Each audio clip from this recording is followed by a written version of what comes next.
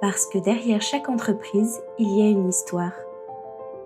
Bienvenue sur Cast en Or, le podcast de My Entrepreneur, le média qui met en lumière les entrepreneurs de la région Nord. Je suis Marine Fracaro et à chaque épisode, je vous emmène à la rencontre d'entrepreneurs passionnés. Ensemble, nous découvrons leur histoire, leur métier, leurs défis et les coulisses de leur aventure entrepreneuriale. Des échanges sans filtre, des conseils, des expériences et des parcours inspirants. Bonjour et bienvenue sur My Entrepreneur, le média qui met en avant les talents de la région Nord. Aujourd'hui, j'ai le plaisir d'accueillir dans cet épisode de podcast Stéphanie Porige. Bonjour. Bonjour Marine. Merci d'être venue. Merci de m'accueillir. Alors aujourd'hui, tu accompagnes les entrepreneurs dans leur communication et tu es aussi à l'origine des Coworkers, donc un des épisodes précédents où on a eu le plaisir de t'accueillir. Mais avant ça, tu as passé 17 ans dans une grande entreprise de commerce international. Est-ce que tu peux nous raconter un petit peu ton parcours, s'il te plaît ? Oui, alors moi, donc, avant d'être consultante en communication digitale et social media, donc c'est ce que je fais aujourd'hui, j'ai été 17 ans salariée donc, dans un grand groupe du Nord où j'ai appris divers métiers. Donc j'ai fait du transport, de la douane, de la logistique, des achats, de l'offre, enfin plein de choses. Donc voilà, et à un moment donné, j'ai eu envie de me reconvertir. On en parlera peut-être plus tard dans l'interview. Mais voilà, j'ai décidé de quitter le salariat, de reprendre les études et de me former pour me lancer dans une nouvelle aventure qui est aujourd'hui ma vie entrepreneuriale. Tu m'avais dit que tu avais eu du mal à choisir un petit peu ton parcours. Je dois avouer que moi, c'est pareil. J'ai toujours été dans des filières générales parce que je me trouvais trop jeune pour pouvoir m'arrêter. Je me suis reconnue du coup dans ce que tu disais. Aujourd'hui, tu considères ça comme une force. Pourquoi ? Alors moi, effectivement, j'ai toujours eu du mal à choisir, ce que je voulais faire. C'est quelque chose qui m'angoissait beaucoup quand j'étais jeune, parce qu'à l'école, on a l'impression qu'il faut savoir, ce qu'on veut devenir plus tard pour choisir la bonne voie pour y arriver. Et en fait, moi, comme j'avais pas d'idée précise, effectivement, je considérais ça comme une faiblesse un petit peu dans mon parcours. Et je me rends compte donc aujourd'hui avec le recul que non, c'est plutôt une force parce que, on dit choisir c'est renoncer. C'est vrai que moi j'ai du mal à renoncer parce que j'aime, faire plein de choses. Je suis attirée par plein de domaines différents et aujourd'hui dans mon métier, je peux, justement utiliser un petit peu, toutes, ces facettes, toutes ces passions, les regrouper vraiment, et les mettre au service de mon activité aujourd'hui. Donc voilà, c'est vraiment une force pour moi. C'est un petit peu être, comme on dit aujourd'hui, multipotentiel, multitalent, je ne sais pas, multitâche aussi. J'aime pouvoir, tout faire. Ah, l'hétéroclité, moi, c'est ce qui me plaît en tout cas dans cette aventure entrepreneuriale. Pour autant, tu me disais que tu avais été un bon petit soldat pendant plusieurs années. Oui. Qu'est-ce que tu entends par là ? Alors, bon petit soldat, j'aime bien aussi dire, c'est un peu le syndrome de la petite fille, parfaite. Mmh. En fait, je pense aussi que c'est, au-delà de moi, je pense que c'est quelque chose qui va parler à toutes les femmes. On attend de nous, la société attend de nous, ou en tout cas pour ma génération encore plus, hein, les années, 80-90, de bien travailler à l'école, de réussir, de suivre le chemin, de rencontrer son mari, de se marier, d'acheter sa maison, d'avoir ses enfants. Enfin voilà, le chemin était tout tracé et je pense que c'est tellement ancré ou un peu dans notre éducation aussi, on ne se rend pas compte et on veut faire plaisir aux autres. On ne pense pas à nous, en fait, à ce qu'on veut vraiment. On fait plaisir, on suit, ce qu'il faut, voilà, pour faire plaisir à ses parents, pourquoi pas pour faire plaisir à son mari, après à la société en général, à son patron et en fait, tout ça, ça nous on est vraiment conditionnés, mais ça nous empêche de vivre pleinement, notre vie finalement, d'exploiter tous les talents qu'on a, toutes les choses qu'on a en nous et à un moment donné de sortir un peu de ce mood-là et de se recentrer sur soi-même, sur ce qu'on veut, sur ce qu'on aimerait vraiment faire, sur qui on est. Ça c'est hyper intéressant parce que c'est là qu'on se rend compte et qu'on se dit: on a envie de dire: Stop, voilà qui je suis, voilà ce que je veux et aujourd'hui, je reprends ma vie en main». Ça ne veut pas dire qu'on envoie bouler tous les autres ou qu'on n'est pas sympa, attention, hein. Ça veut juste dire, vraiment, être bien avec soi-même pour être bien avec les autres. C'est vrai que je trouve que les femmes ont tendance à moins s'écouter et notamment dans le milieu scolaire. Les stats parlent d'elles-mêmes, les filles sont meilleures élèves que les garçons, Oui. majoritairement.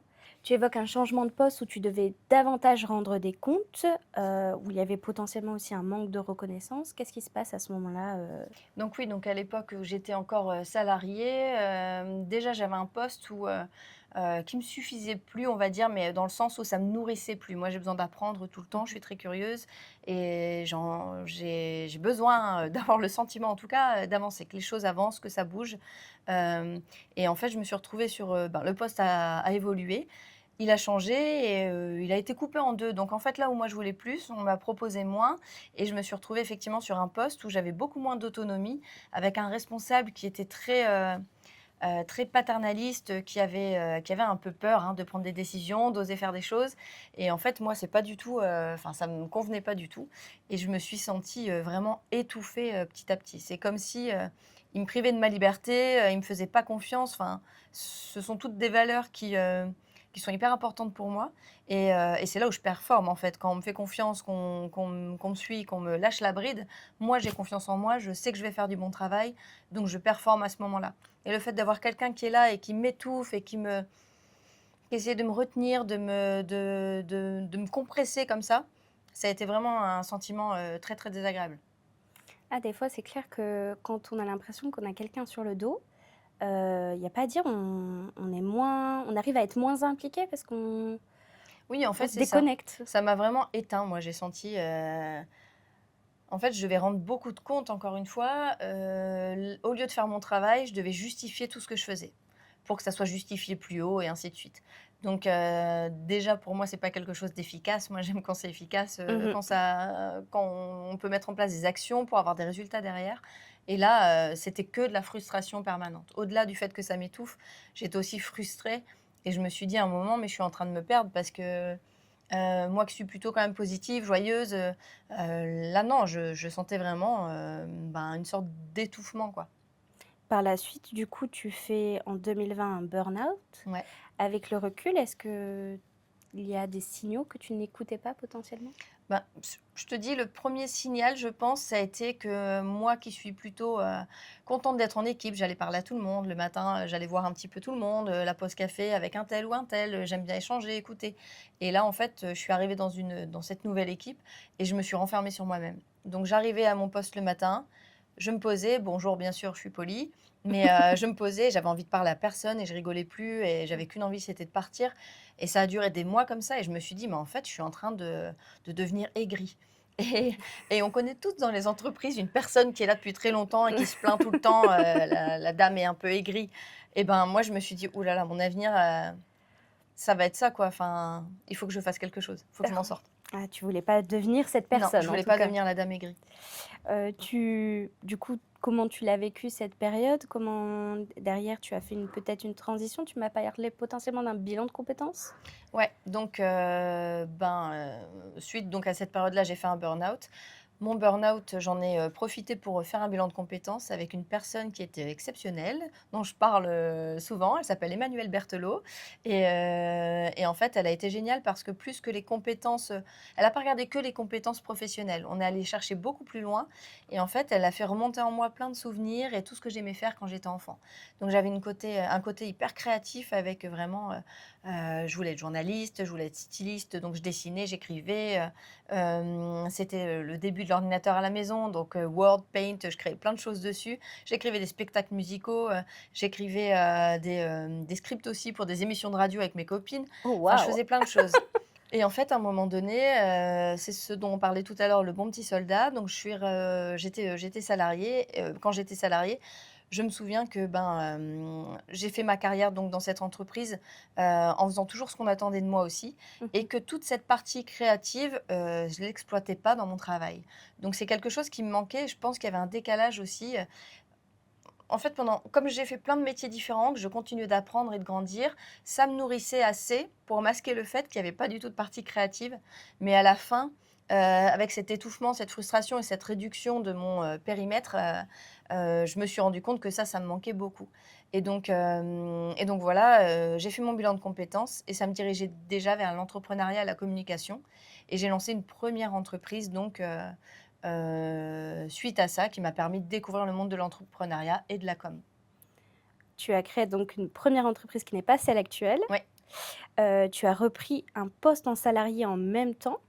Ouais, j'ai repris le même poste, mon poste en fait dans mon entreprise, après mon burn-out, hein. Je suis revenue donc travailler, j'avais ma micro-entreprise, donc c'était de la vente de bijoux et puis j'avais, mon poste salarié et en fait, à un moment donné, j'arrivais plus à suivre les 2, donc j'ai arrêté ma première entreprise et je me suis dit: «Bon, ben, en fait, ça n'allait toujours pas». J'ai essayé de changer en interne, de rejoindre un autre, poste plus proche du marketing, de la com, mais en fait, ça n'a pas fonctionné et j'ai senti le deuxième burn-out arriver.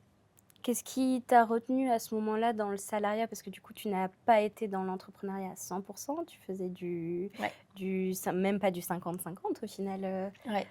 Bah, en fait, ce qui m'a retenue, c'est la peur, tout simplement, la peur qu'on connaît, tous, et Mmh. toutes. Mmh.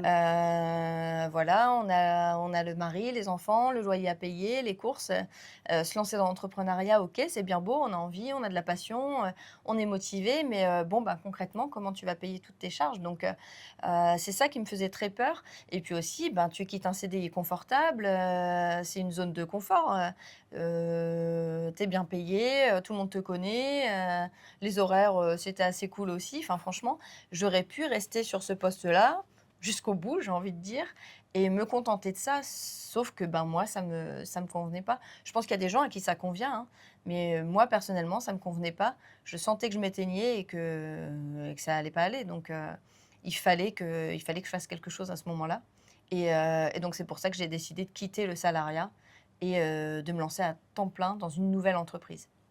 Là, du coup, tu as anticipé un deuxième burn-out parce que Ouais, peut-être que tu avais déjà les oui, signaux qui t'ont permis de savoir, que tu n'étais pas en tout cas sur la bonne pente. À ce moment-là, ta vie familiale évolue également. oui. Est-ce que tu dirais que cette période t'a permis de te réaligner sur ta vie professionnelle et personnelle? Oui, alors en fait, c'est même avant mon premier burn-out, ma vie familiale, bah, voilà, j'ai vécu un divorce. Maintenant je suis en famille recomposée et donc j'ai changé, toute ma vie personnelle avait été chamboulée et en fait donc ça c'était vers, 2018. Donc avant ton premier Ouais, burn-out? donc ça, c'était OK. 2018, avant le premier burn-out et c'est pour ça que quand j'ai plus été en phase non plus en professionnel, sur le côté professionnel, je me suis dit: «Mais enfin Steph, tu as été capable de chambouler toute ta vie pour aller chercher ton bonheur, aller chercher ce que tu voulais, il faut le faire pour le pro aussi, quoi. Tu pas en si bon chemin, là, voilà, le la petite fille parfaite, c'est bon, j'ai fait tout ce qu'on attendait de moi. Maintenant, c'est bon, tu penses à toi et puis, tu remets tout, d'équerre comme on dit, le perso, le pro et puis voilà, on n'a qu'une vie, il faut pas la rater, il faut pas, se sentir, frustré toute sa vie. Il faut pouvoir être heureux et puis voilà, ça passe tellement vite, c'est important. Très, très, très important, ça c'est ce qui fait que j'ai su aussi de mon côté me lancer parce que je me dis: «On vit qu'une seule fois». Ouais. Qu'est-ce que c'est moche en fait de pas faire, ce qu'on Oui. aime à 100. Beh, c'est clair et puis des fois, on est tellement, ben, dans le quotidien et tout, on Mmh. voit là, quoi, on regarde là et puis on panique d'un rien. Mais en fait, tu vois, je disais tout à l'heure, j'avais peur pour l'argent et tout forcément, la situation financière, comment tu vas payer tes charges et tout. Oh là, OK, tu te lances mais c'est compliqué. Il faut oser, c'est hyper dur. Mais en même temps, quand tu regardes à l'échelle d'une vie, moi j'adore relativiser. Je relativise toujours, je me dis toujours: «OK, dans 5 ans, qu'est-ce que je penserai du problème actuel?» Enfin, et là, je relativise tellement que je vois même à la fin de ma vie. Je me dis: «OK, alors c'est pas très joyeux, mais sur mon lit de mort, je veux pas avoir de regrets. Qu'est-ce que Mmh. j'aurais fait dans ma vie?» Et là, l'entrepreneuriat, quand je me suis lancée, je me suis dit: «Bon, ben, de toute façon, il y a quand même une sorte de garde-fou, il y a la période, des indemnités avec le chômage». Exact. Mon conjoint était là aussi à la maison, en soutien. Je me suis dit: «C'est maintenant ou jamais qu'il faut que je me lance» et puis au pire, si ça marche pas, j'aurais pas de regrets à avoir parce que j'aurais tout donné, j'aurais tenté. Les regrets, ça nous poursuit jusqu'au bout. C'est plus difficile à accepter que d'avoir subi un échec et de dire: «Bah, c'est pas grave, j'ai tenté Ah oui, oui, c'est sûr. et je sais Ouais. que j'ai donné tout pour réussir». Par la suite, du coup, en 2022, tu te lances dans une formation à distance. Ouais.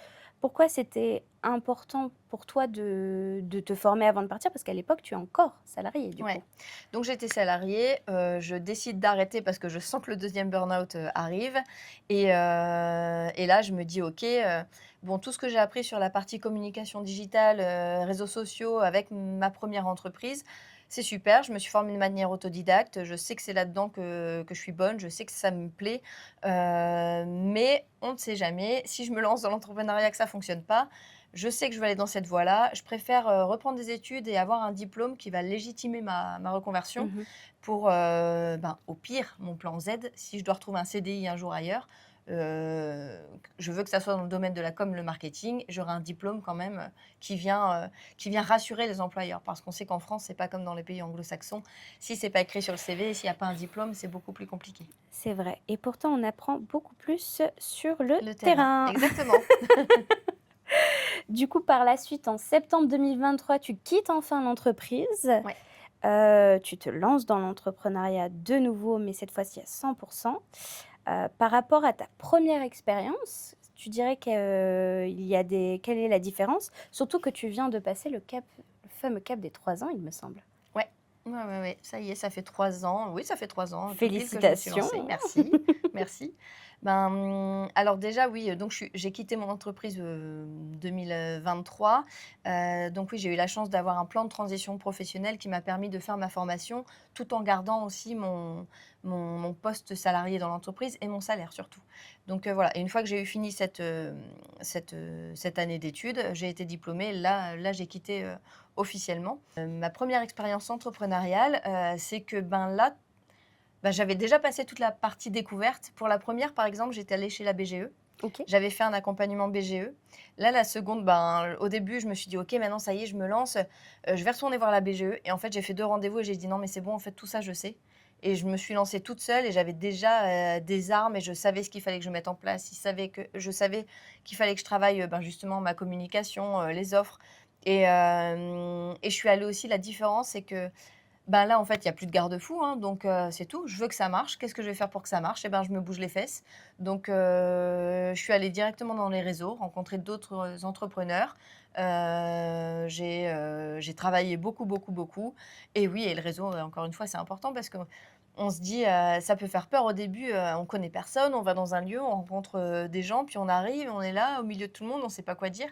Mais en fait, tout le monde est dans le même bateau, tout le monde vient pour la même chose et ça, il y a personne qui juge, quoi. Il y a personne qui juge. Mais surtout, j'étais animée par cette envie de dire, «Waouh, là, il faut que je réussisse, je veux y arriver», donc je donne tout. J'avais l'impression d'être en mode bulldozer, et c'était impossible de ne rien faire. J'aurais pas pu rester chez moi, derrière mon ordi, à attendre que ça se passe. Il fallait que je sois active, il fallait que je fasse tout ce qu'il faut pour que ça marche.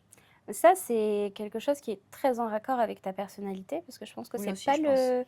le voyage de tout le monde. En tout cas, Ouais, enfin, moi, j'ai eu plus de difficultés à cette période d'avoir perdu un cadre. ouais, Vu que tu es quelqu'un de très organisé, je pense que ça a pas mal oui. facilité, ce côté-là. C'est vrai que ça, on m'a souvent enfin, dans les échanges que j'ai même avec les entrepreneuses, ben, des coworkeuses ou autres, moi, je sais me mettre un cadre. Je sais, Mmh. me dire: «OK, demain» enfin, c'est ce qui s'est passé de toute façon.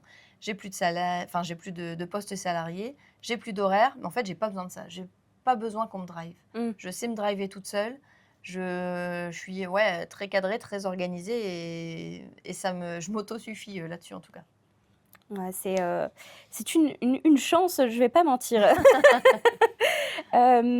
Du coup, tu as décidé de quitter, définitivement le salariat, notamment grâce au soutien de ton compagnon, il me semble. Ouais. Tu dirais que le cercle proche joue, une grande partie dans l'aventure entrepreneuriale? Alors je sais pas trop parce que, en fait, je l'ai fait alors le soutien, c'était vraiment le soutien moral, tout ça et Mmh. savoir qu'au cas où, il y en a un de nous 2 qui a toujours un CDI. Ouais. Parce qu'en fait, comme j'ai eu les indemnités chômage, enfin, pécunier, on va dire, ça, c'était déjà, ben, sécurisé, quoi et le fait donc lui, être sûr qu'il ait un poste fixe, voilà. Mais je pense que même quand on a le soutien de l'entourage, les gens comprennent pas forcément. Et déjà, je trouve que c'est pas facile d'avoir le soutien de l'entourage parce que, tout le monde, m'a dit, mais, aussi à beaucoup d'autres entrepreneuses avec qui j'échange de toute façon: «Mais tu es folle, tu quittes un CDI, tu es bien, tu es confort, pourquoi tu pars, quoi?» et les Oui, gens comprennent pas. les gens projettent vachement leurs Ouais, peurs et leurs craintes sur exactement. nous. Les gens projettent leurs propres peurs et donc même si on te soutient, des fois, il y a des gens, ils te soutiennent et puis derrière, entre eux, ils disent: «Ah, tu as vu, elle est folle, quoi, machin. Et quelque part, ça, moi, je trouve que ça alimente l'envie encore plus parce que tu as envie de prouver. Tu as Mmh. envie de dire non, mais c'est pas parce que vous avez peur, c'est pas parce que vous, ça se passe pas bien que moi, je vais rater, quoi. Moi, je sais que je suis Ouais, capable voilà. Et en et fait, je vais me donner les moyens, quoi. ouais, et je pense que j'ai cette chance-là aussi, c'est d'avoir assez confiance et d'être assez optimiste pour me dire, il y en a qui ont réussi, pourquoi pas moi? Je vois plutôt les choses comme ça. Je me dis pas, là là, il y en a plein qui ont raté, je vais galérer. Je me dis non, si tu fais rien déjà, ça marche pas. Donc, j'ai une copine qui dit toujours cette phrase, mais elle est très vraie, au pire, ça marche. Oh, c'est incroyable. Ouais. Je vais l'appliquer. Là, tu nous as parlé, un petit peu de ton parcours. Est-ce que tu pourrais nous parler un petit peu plus de ton métier? Sachant qu'on est, dans la même filière, en Ouais. effet, dans la communication. Tu définirais comment ton métier aujourd'hui? Alors moi, aujourd'hui, je me définis comme, consultante en communication, digitale avec une spécialisation sur la partie, social media, donc les réseaux sociaux. Donc, j'aime faire le distinguo social media management, community management Mmh. parce que moi, en fait, aujourd'hui, ce que je fais, c'est vraiment de venir aider les entrepreneurs, donc, TPE-PME avec un axe B2B, naturellement, je pense, de par mon parcours, salarié avant. Hem Et en fait, ce que je veux, c'est pouvoir les aider à structurer leur communication, à mettre en place des process en communication pour pouvoir, vraiment, les décharger de toute cette partie-là. Donc moi, je vais venir, écrire la stratégie, je vais venir, travailler la ligne éditoriale, le calendrier éditorial et chaque mois, mettre en place les contenus qui vont bien avec la stratégie, faire de débriefer aussi les résultats pour pouvoir les analyser, ajuster la stratégie. Donc c'est toute une partie pilotage et puis aussi, donc aujourd'hui je fais, cette partie stratégique et puis l'opérationnel avec la création de contenu Mmh. et la programmation des contenus. Donc l'idée pour moi, c'est vraiment, d'intervenir dans une entreprise comme, directrice com, à temps partagé, un petit peu vraiment, comme un véritable partenaire puisque, je suis pas juste community manager, à faire, les contenus et puis animer la communauté. Ça va, vraiment, bien plus loin, quoi. L'idée, c'est vraiment d'être le bras droit communication du dirigeant. Oh, j'aime beaucoup cette phrase, d'ailleurs, tu insistes notamment sur le fait que tu n'es pas qu'une simple prestataire, que tu es une partenaire. Quelle est la différence dans ce «on»? Ben, prestataire, tu viens, tu délivres un service pour moi. Moi, en fait, en tant que partenaire, là, avec mes clients, en fait, j'ai vraiment l'impression et de toute façon, ça vient hyper naturellement. Je découvre une entreprise, j'arrive dans l'entreprise, tout de suite, je parle en «on», je parle en «nous», je fais partie de l'entreprise. Mmh.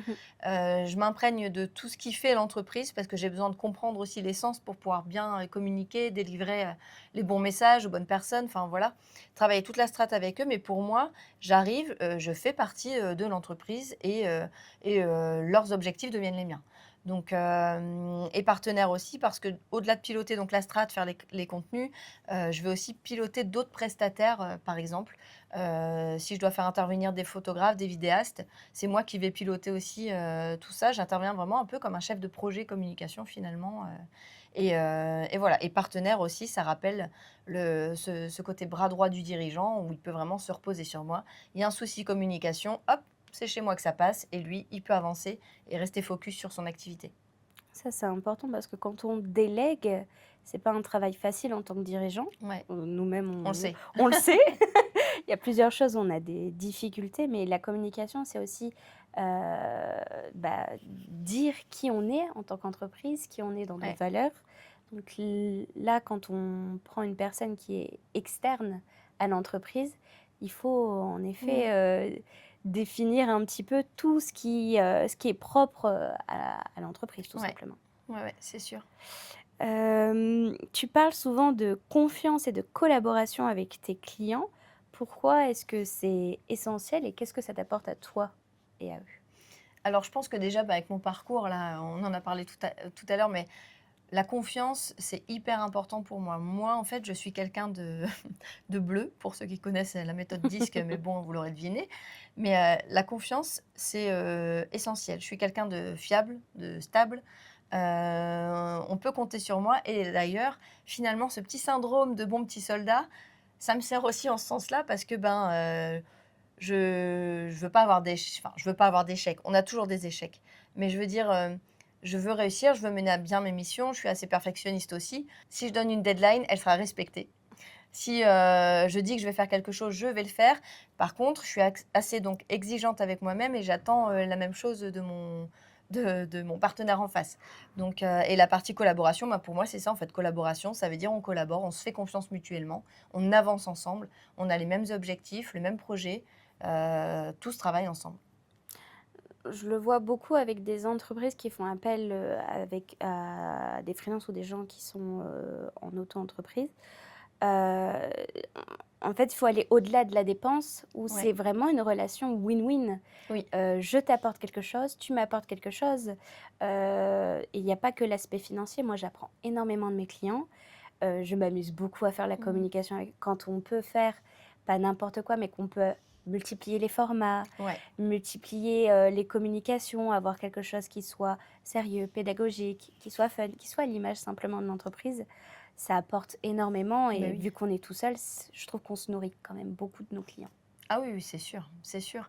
En plus, c'est peut-être pour ça aussi, le fait de faire partie, de me définir comme une véritable partenaire, c'est peut-être ça aussi finalement. Est-ce que c'est pas la partie du salariat, qui me manque un peu, de faire partie, de l'entreprise, d'un Mmh. groupe?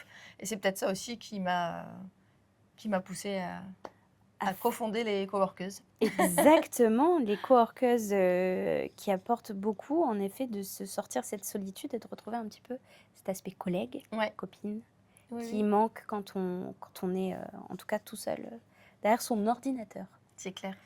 D'ailleurs, ça me fait penser, l'entrepreneuriat, il y a beaucoup de choses qui nous plaît dedans, à l'heure actuelle. Qu'est-ce que toi tu préfères dans ce style de vie qui est, Alors moi, je pense que d'une manière générale, mon leitmotiv, c'est, la liberté. mmh, J'aime être, autonome, j'aime, pouvoir faire ce que je veux. Comme j'ai pas besoin qu'on me donne de cadre, et que moi j'ai mon propre cadre, hem, bah, ça me permet vraiment, bah, d'être totalement libre quoi, d'être totalement libre, et aussi j'aime, c'est dans notre métier, il y a plein d'aspects différents, tu l'as dit, de travailler avec des clients différents déjà, de faire des formats différents, des créations différentes. c'est clair. Il y aura des entreprises plus sérieuses, des entreprises où ça va être plus relax et en fait, ça permet de toucher à énormément de choses. Il y a la partie donc cadrage, structuration, il y a la partie créative, il y a la partie, voilà, où on va pouvoir écrire, il y a la enfin, il y a plein de choses à faire, même le tournage. J'aime bien alterner les choses aussi. Par exemple, je sais pas toi, mais moi, des fois, le matin, je suis sur ma stratégie, mon calendrier éditorial à Mmh. fond. Et l'après-midi, j'en peux plus. Bon, ben, je relâche un peu la pression et je vais plutôt faire des visuels, tout ça. Ou là, comment dire, c'est une autre partie de mon cerveau qui prend le relais et ça me permet comme ça toujours changer et toujours rester fraîche, j'ai envie de dire. C'est une très belle vision, mais en vrai, c'est vrai qu'on peut que s'auto-rafraîchir en diversifiant, bah, les tâches, en diversifiant Ouais. les clients, les missions. Ça, c'est vraiment le côté fun, je trouve, Ah ouais, ouais, c'est sûr. que tu as pas dans cette monotonie que tu peux avoir parfois dans le salariat, Ah pour le oui. coup. Moi, je sais, quand je me suis lancée, je me suis dit: «Oh là là, je vais être en concurrence avec des jeunes community managers, qui vont être hyper tendance, machin, moi, bon, bah, j'ai 40 ans, qu'est-ce que ça va donner?» Et en fait, non, moi, ma force, elle est pas là. Elle est pas dans faire un truc hyper tendance, sur TikTok ou quoi.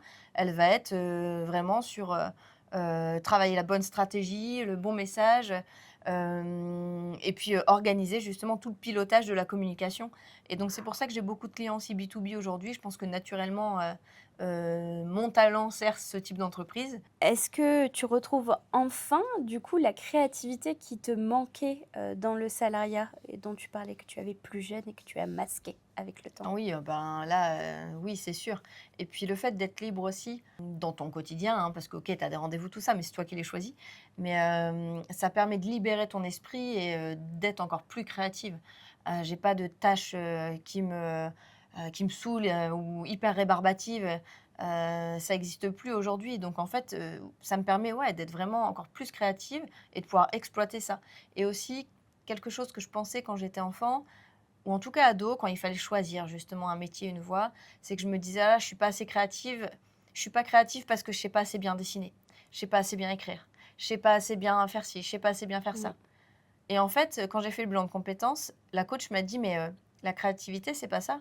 La créativité, ça veut pas dire sortir un tableau de Léonard de Vinci.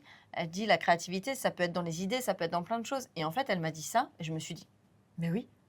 Ah, un Et vrai ça a déclic. débloqué un truc chez moi. Bah, ce bilan, je parle toujours de la cocotte minute, qu'avant j'avais l'impression d'être dans une cocotte minute, sous pression, et puis je sentais que ça allait pas et que ça allait exploser. Et elle est arrivée, elle a fait baisser la pression, elle a soulevé le couvercle. Elle a même pas fait baisser la pression, elle a soulevé le couvercle, ça a un peu explosé. Et j'étais tellement contente d'être sortie de cette cocotte. Et c'est pour ça qu'après mon premier burn-out, quand je suis revenue sur mon poste salarié, j'ai eu l'impression qu'on me remettait le couvercle. Et là, c'est pour ça que je me suis dit, oulala, Je m'étouffe à avant que nouveau. la cocotte elle re-explose à nouveau, il faut que je prenne ma vie en main. Comment tu fais pour garder cette authenticité alors que les réseaux sociaux montrent parfois à montrer que le positif? Pour moi, naturellement, je suis quelqu'un de spontané. Je ne saurais pas être quelqu'un d'autre. Et un des conseils qu'on m'a donné dans ma première entreprise, c'était vraiment au tout début. J'ai un responsable qui m'avait dit, on a fait un entretien et je lui ai parlé hyper spontanément, un peu de tout et de rien. Et je me suis dit, oh là là, mais quelle tarte, je lui ai parlé de ça, ça n'a rien à voir avec le boulot. Et en fait, lui, à la fin de l'entretien, il m'a dit, il y a un truc qu'il faut que tu gardes toute ta vie, que tu gardes toujours en entreprise, c'est d'être naturel, ton naturel. Mm. Et en fait, cette phrase-là, pareil, c'est quelque chose que je savais déjà, grâce à ma maman, mais c'est quelque chose, c'est de... On est comme on est, en fait. Tu peux faire semblant d'être qui tu veux, mais ça durera jamais. Et autant être toi-même tout de suite, et après, ça passe ou ça casse. Il y a des gens avec qui ça passe, il y en a d'autres, ça passera pas.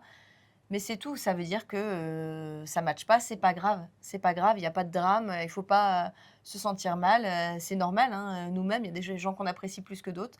C'est tout, c'est comme ça. Mais on est comme on est là, on n'a qu'une vie, donc autant être soi-même et puis profiter jusqu'au bout, hein. D'ailleurs, ça me fait penser que quand tu es naturel ou en tout cas tu es qui tu apportes ou en tout cas tu attires les bons clients à toi. Ouais.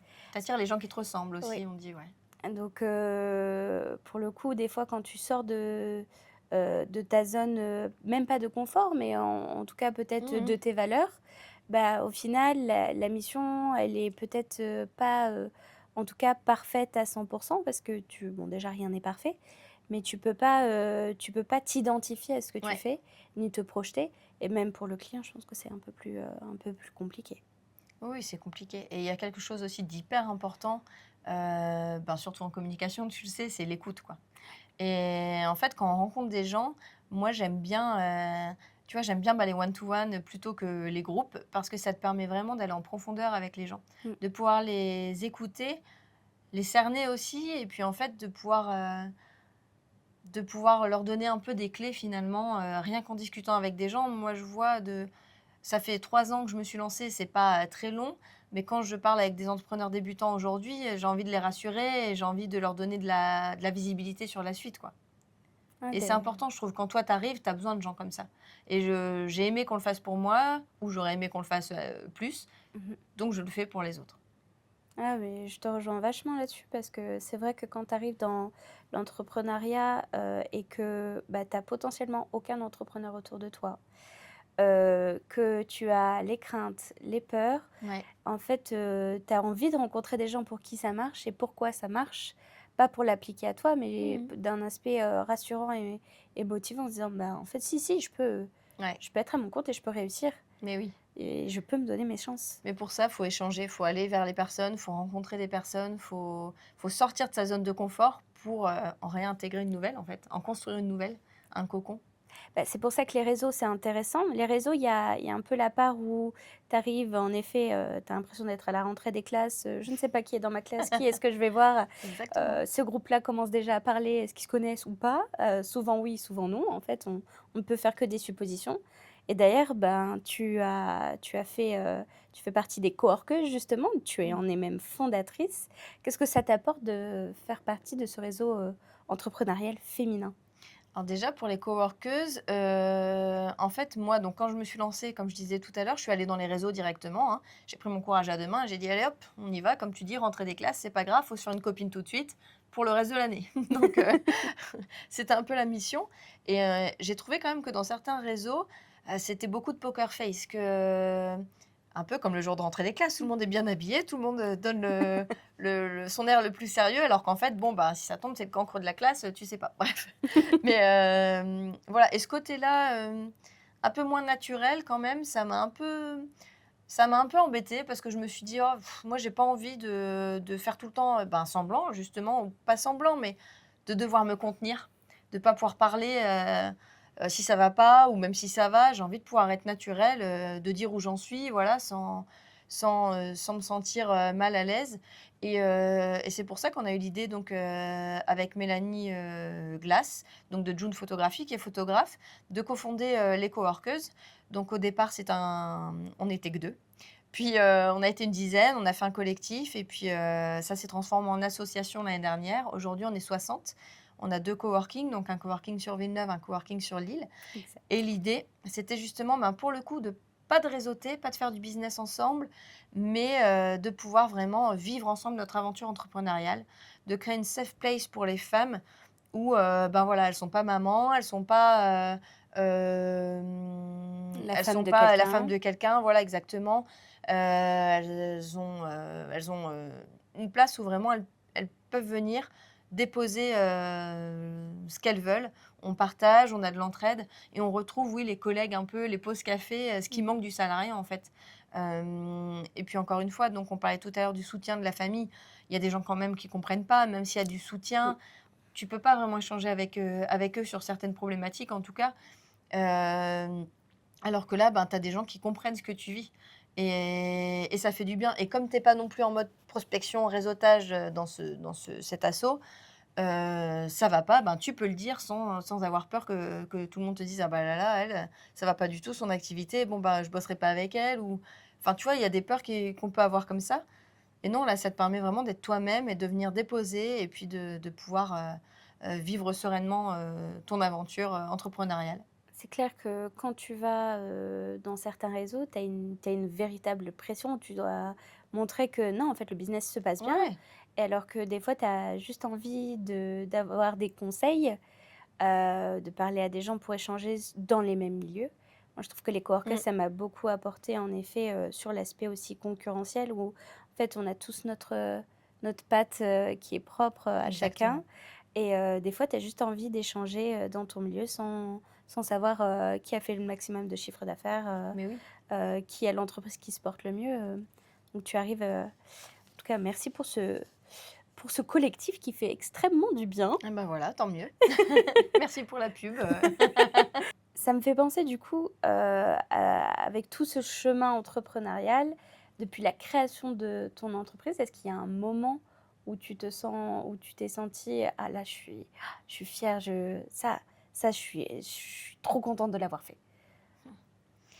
Bah, alors je me suis sentie hyper fière la première fois au réseau, justement OK. parce que je suis arrivée, je connaissais personne et je me suis dit: «Allez, lance-toi» et j'étais hyper contente de moi. En repartant, je me suis dit: «Waouh, c'est pas un truc que je pensais que Mmh. j'étais capable de faire» et les coworkeuses aussi, il y a eu un moment alors, ça fait partie pour moi de mon aventure entrepreneuriale.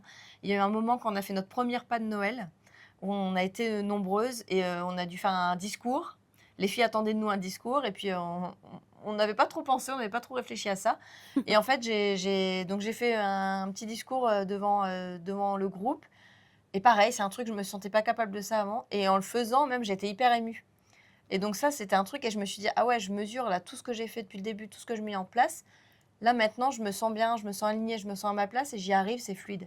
J'ai pas de stress, c'est naturel». Donc c'est pas parfait, encore une fois, mais voilà.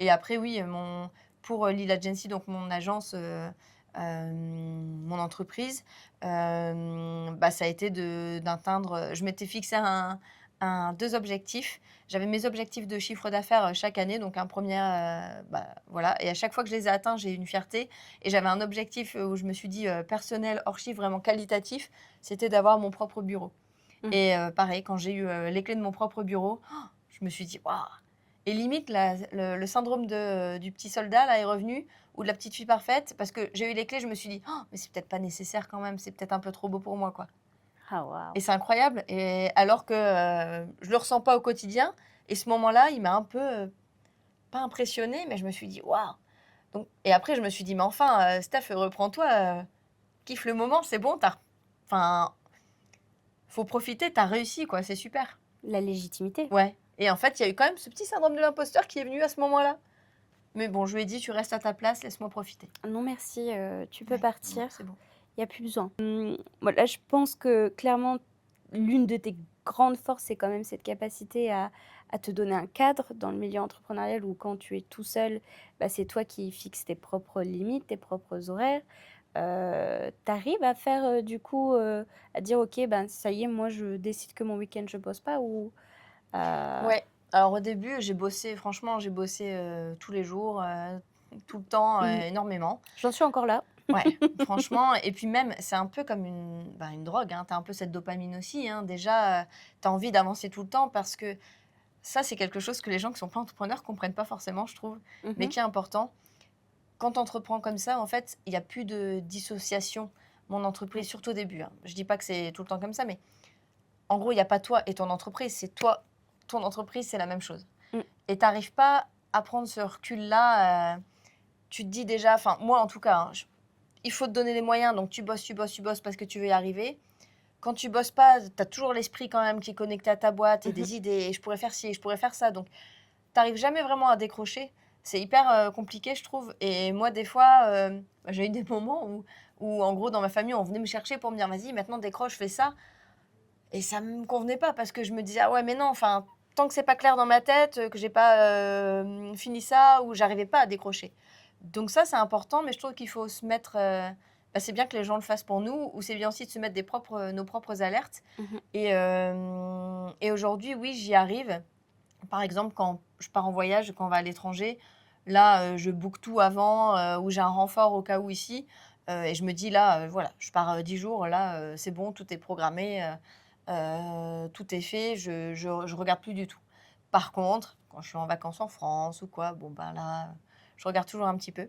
Mais j'ai appris aussi à m'écouter depuis le burn-out. Je me dis quand même, aujourd'hui, quand j'ai une période, si j'ai, la chance d'avoir une période, un peu plus calme, je me dis, voilà, ben, aujourd'hui, je me sens fatiguée, cet après-midi, ben, voilà, je bosse pas, je vais regarder une série ou un truc, et puis, c'est bon, je reprendrai demain.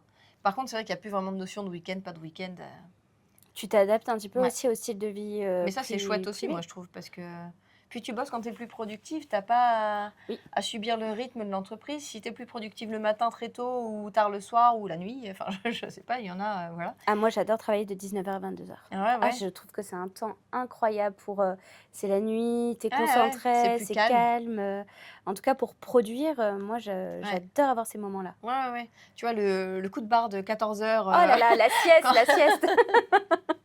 et ben là, voilà, tu peux décider de faire ta sieste si tu as envie, et puis de bosser, enfin voilà. Mais quand même, moi, je trouve qu'en entrepreneuriat, je bosse 10 fois plus qu'en tant que salarié, hein. Je pense que je fais des semaines, les heures, je les compte pas du tout, hein. Et c'est pour ça, alors là, enfin, je vais peut-être me faire des ennemis, mais des fois, je vois des entrepreneurs qui disent: «Ah là, moi, le slowpreneuriat», alors je sais plus comment ça s'appelle, mais en gros, voilà, faire de l'entrepreneuriat, mais en prenant du temps pour soi, tout Ouais, ça. Je trouve que le concept est super, mais c'est pas pour applicable à moi, tu es tous. obligé de donner beaucoup pour que ça fonctionne. En tout cas, au début. Oui, Pour lancer la machine. Après, si tu as bossé, bossé, bossé, que tu as réussi à lancer quelque chose et que ça peut vivre un peu tout seul, c'est le Graal pour tout le monde. Mais pour moi, si tu es pas 100% présent dedans, et si en temps, en esprit, enfin en esprit, je veux dire, avant j'avais mes 2 autres activités quand j'étais encore mmh, salariée avec ma première entreprise, de faire les 2 en même temps, bah, tu es à 100% nulle part. Et je pense que c'est très compliqué de poursuivre, ton activité en ayant une autre à côté. Il faut vraiment avoir, l'esprit dédié à ça, quoi. Mais c'est beaucoup de travail, mais je du pense qu'il y a des gens qui travail, doivent se dire: «Ah de OK, l'énergie. ils sont entrepreneurs, bon, bah, ils se la coulent douce, ils ont du temps parce qu'ils font ce qu'ils veulent». Mais c'est pas vrai, c'est beaucoup de boulot. Oh oui, ça on l'entend beaucoup, bah, ça va, tu peux faire les horaires que tu Tu fais ce que tu veux, veux, tu fais ce que tu veux. Bah, non, pas forcément parce que mon client, il est dans un style de vie normal donc bah, ouais, si je suis pas là à le contacter de 8h à 19h, ouais, ben, ça matche pas alors que oui, bah, ouais, si je veux c'est bosser clair. samedi matin, mais je vais pas aller lui envoyer, un Ouais. message, Bah oui. Et d'ailleurs, ça me fait penser par rapport au bureau aussi, c'était important parce que moi, avant, je travaillais dans mon salon, au milieu de la famille. J'avais pas de pièce dédiée, et en fait, bah, chez moi, tout le monde passait, déposer les enfants, repartir, voilà, ou bah, il y a un colis à aller chercher, ben, tu es là et en fait, j'étais interrompue tout le temps parce que tout le monde se disait: «Bah, Steph, elle est à la maison, donc c'est bon, quoi, elle Ouais, peut c'est gérer OK. ça, ça, ça, le quotidien» et en fait, c'était pas OK du tout et ça m'a mis des périodes de stress intenses parce que j'ai eu des périodes de boulot, vraiment, en tout cas, surtout au début, à tout construire, plus les clients, Mmh. où ça a été vraiment compliqué, c'était tendu et en plus, les gens se disaient: «Bah, c'est bon, elle est à la maison, quoi» Mmh. et donc le fait d'avoir mon propre bureau, ça a déjà, libéré, une place, enfin franchement ça m'a vraiment aidée. Qu'est-ce qui te rend le plus heureuse dans ton métier aujourd'hui? Bah, aujourd'hui, ce qui me rend le plus heureuse, c'est, la liberté. Ah, la liberté. Elle revient souvent celle-là, Ah oui, oui. Pour hein? moi, c'est le plus important. Mmh. C'est le plus important, cette liberté et puis de pouvoir m'épanouir en faisant, appel à tous mes talents quelque part, je mon logo, au début, c'était une boule à facettes et je trouve que c'est assez représentatif parce que je me sens constituée de plusieurs facettes Mmh mh. et j'ai l'impression aujourd'hui de pouvoir, les activer, une à une en fonction des besoins et en tout cas de toutes les exploiter, et ça me comble. En fait, je me rends compte que vraiment j'ai parlé rapidement d'alignement tout à l'heure, mais suite au bilan de compétences, au, levage de couvercle, de la cocotte, j'ai l'impression aujourd'hui que tout est aligné, dans ma vie et dans mon métier. Vraiment p être alignée avec ce métier et ça me rend épanouie, en fait, tout simplement Tu et c'est dirais ça le bonheur. que là, tu es 100 libre? Tu as atteint ton 100 de liberté ou tu peux aller encore plus loin? Je pourrais aller encore plus loin parce que je parle de liberté, mais aujourd'hui, j'en ai fait un post d'ailleurs qui va sortir, là cet été, mais la liberté, on dit: «Ça n'a pas de prix», mais si, ça a quand même un prix. Un prix, on peut parler des bas de l'entrepreneuriat, des angoisses, de la Mmh mh. prospection, de devoir trouver des clients, de pas savoir demain, forcément de quoi demain sera fait. Donc tout ça, voilà, mais ça fait partie du jeu. Ça fait partie du jeu et en fait, pour moi, tu peux rien avoir dans la vie si tu fais pas d'efforts à un moment donné Mmh. et c'est donnant-donnant, en fait. C'est un peu l'équilibre, c'est peut-être un peu, fou là, ce que je vais dire, mais c'est un peu l'équilibre, de la nature aussi quoi, donner pour recevoir, Tu disais plutôt qu'on t'avait pas donné forcément de conseils à un moment quand tu t'es lancée ou qu'il y avait ouais. pas grand-chose qui t'avait, marquée jusqu'alors, en tout cas de ce côté-là. Quels conseils tu pourrais donner à des personnes qui étaient comme toi, plus alignées, la Mmh. Stéphanie de la 2020, qui oserait pas se lancer? Alors en fait, il y a un conseil qui me revient, mais c'était dans ma formation, donc avant que je monte mon entreprise, c'est le mieux vaut fait que parfait.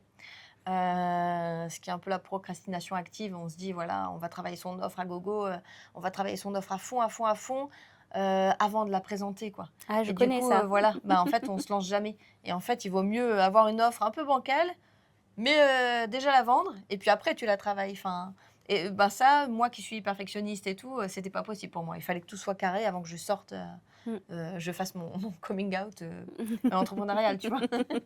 Alors qu'en fait, non. Il faut te lancer, il faut trouver, les contrats, il faut trouver, voilà et après tu adaptes et après tu apprends, donc ça, c'est pour le conseil, qui vient de me revenir et Et l'autre, toi c'était? et toi, Et tu moi? donnerais quoi comme conseil?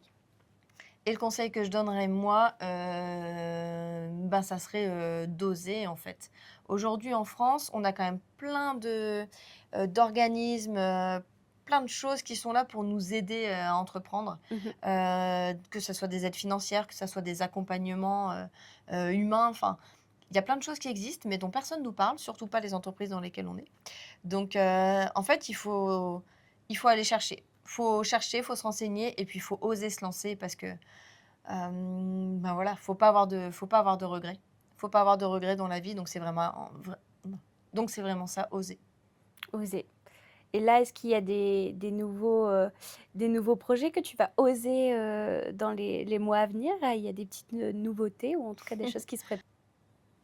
Alors j'ai pas de projet particulier, là à venir. Mon projet principal, c'est surtout donc de développer, mon entreprise actuelle, d'arriver à la développer assez pour pouvoir, moi me consacrer à la partie, vraiment stratégie, pilotage et travailler avec d'autres prestataires, sur la partie vraiment pure opérationnelle. Donc ça serait mon objectif à moyen terme, on va dire. Après on souhaite aussi développer les coworkeuses. Donc, pouvoir donner l'opportunité, parce qu'aujourd'hui, on n'est que dans la région, dans la métropole lilloise. Ça serait pouvoir, donner l'opportunité à d'autres femmes, pourquoi pas partout en France, de vivre ce qu'on vit avec, l'asso. Donc Est-ce que tu peux nous dire où est-ce qu'on peut te retrouver? Donc toi, Lila Gency. Donc oui, alors moi, on peut me retrouver sur LinkedIn principalement, Stéphanie Porriche, via mon site web, lilagency.fr, et aussi sur Instagram, lilagency. Donc vous pouvez me suivre sur ces 3 canaux-là. Et puis, vous pouvez aussi venir, me rencontrer aux coworkeuses, faire une session test. En tout cas, je te remercie pour, ton temps aujourd'hui. C'était un plaisir de pouvoir échanger sur toi, ton parcours et j'espère avoir l'occasion, de rencontrer d'autres personnes qui sont aussi, motivées et aguerries que toi dans ce milieu entrepreneurial. Bah, merci de m'avoir reçue, merci beaucoup. Merci d'avoir écouté cet épisode de Cast en or. S'il vous a plu, pensez à vous abonner, à laisser une note ou un commentaire. C'est le meilleur moyen de faire découvrir le podcast à d'autres entrepreneurs. Et si vous avez un parcours entrepreneurial, une histoire à raconter ou une expertise que vous souhaitez partager, je serai ravie d'échanger avec vous. Retrouvez Maya Entrepreneur sur LinkedIn et Instagram ou contactez-nous directement. À très bientôt pour un nouvel épisode de Cast en or.